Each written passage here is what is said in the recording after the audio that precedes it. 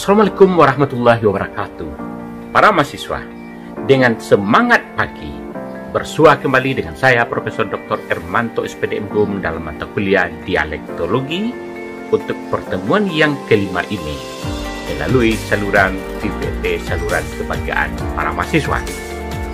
Pada pertemuan yang kelima ini, kita akan membahas topik bahasan geografi dialek. Sebelum kita membahas geografi dialek, selalu saya ajak para mahasiswa untuk berpikir sehat, berpikir positif, karena berpikir sehat dan berpikir positif adalah kehidupan. Para mahasiswa yang berbahagia, ikutilah uraian topik bahasan kita yang kelima ini, geografi dialek berikut ini. Assalamualaikum warahmatullahi wabarakatuh. Para mahasiswa, pada pertemuan yang kelima mata kuliah dialektologi ini, kita akan membicarakan topik geografi dialek.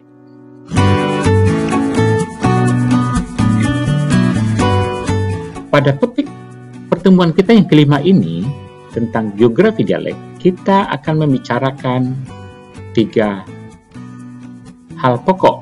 Pertama, pengertian dan konsep geografi dialek. Apa geografi dialek tersebut? Yang kedua, kita akan membicarakan tujuan penelitian geografi dialek.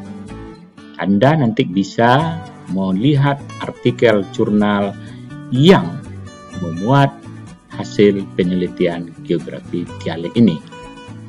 Yang ketiga, kita juga perlu membicarakan dialek sosial, karena dialek sosial dalam sejarahnya juga berdampingan dengan dialek geografi atau geografi dialek. Ketiga hal itu kita jelaskan berikut ini. Para mahasiswa, pertama kita bicarakan tentang pengertian dan konsep geografi dialek.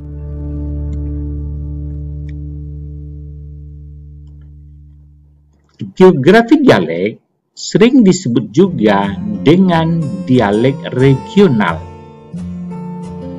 Kata regional menunjukkan wilayah, sedangkan wilayah tentulah berkaitan dengan geografi. Para mahasiswa, geografi dialek tersebut mengkaji, mempelajari variasi bahasa, khususnya mempelajari variasi bahasa dalam satu bahasa saja. Ingat para mahasiswa, variasi bahasa yang terdapat di dalam satu bahasa saja berdasarkan perspektif wilayah atau tempat. Jadi ini berdasarkan perspektif wilayah atau tempat. Para mahasiswa, kita lihat perkembangan dialektologi pada perkembangan awal. Pada perkembangan awal, dialektologi mencakup tiga jenis dialek. Yang pertama disebut dengan dialek regional. Yang kedua kita sebut dengan dialek sosial. Dan yang ketiga kita sebut dengan dialek temporal. Para mahasiswa, ketiganya kita lihat berikut ini. Pada perkembangan berikutnya lagi, dialektologi itu ternyata terpecah menjadi dua cabang, yakni dialektologi dan sosiolinguistik. Dialektologi dan sosiolinguistik. Sekarang kita lihat terlebih dahulu geografi dialek dan dialek sosial. Geografi dialek adalah dialektologi yang mengkaji variasi bahasa berdasarkan perspektif geografis. Sekali lagi, geografi dialek adalah dialektologi yang mengkaji variasi bahasa berdasarkan perspektif geografis atau kewilayahan. Sedangkan dialek sosial pada masa lalu juga bagian dari dialektologi yang mengkaji variasi bahasa berdasarkan perspektif status sosial masyarakat penutur. Dalam hal ini tentulah berkaitan dengan kelompok sosial penutur. Para mahasiswa, pada perkembangan terakhir, ternyata dialektologi yang secara khusus mengkaji variasi tuturan dalam satu bahasa dari perspektif regional atau geografis. Hal itulah yang kita sebut juga dengan geografi dialek. Artinya, dialektologi pada saat ini atau pada masa terakhir ini hanya mengkaji atau meneliti tentang geografi dialek, yakni variasi bahasa atau tuturan dari perspektif geografi atau kewilayahan. Para mahasiswa, penelitian geografi dialek ada dua cara. Pertama, penelitian geografi dialek secara sinkronis. Yang kedua, ini adalah penelitian geografi dialek secara diakronis. Dalam ilmu linguistik, kita sudah membicarakan apa maksud sinkronis dan diakronis. Sinkronis biasanya mengkaji suatu bahasa di dalam satu masa, sedangkan diakronis adalah mengkaji suatu bahasa di dalam dua masa yang berbeda. Para mahasiswa, penelitian geografi dialek secara sinkronis dapat kita jelaskan berikut ini. Penelitian geografi dialek yang dilakukan dengan cara membandingkan varian tuturan yang kita sebut adalah isolek antara satu titik pengamatan atau daerah dengan titik pengamatan lainnya atau daerah lainnya pada masa atau waktu yang sama. Jadi para mahasiswa, kita akan mengkaji secara sinkronis, berarti mengkaji bahasa beberapa titik pengamatan pada waktu yang sama. Baik, berikutnya kita telik lagi penelitian geografi dialek secara diakronis. Penelitian geografi dialek secara sinkronis adalah penelitian geografi dialek yang dilakukan untuk mengkaji perkembangan varian tuturan atau isolek tersebut antara satu masa dengan masa lainnya. Pada mahasiswa, dengan masa lainnya artinya adalah dua masa yang berbeda. Misalnya pada masa era awal kemerdekaan dengan pada masa reformasi saat ini.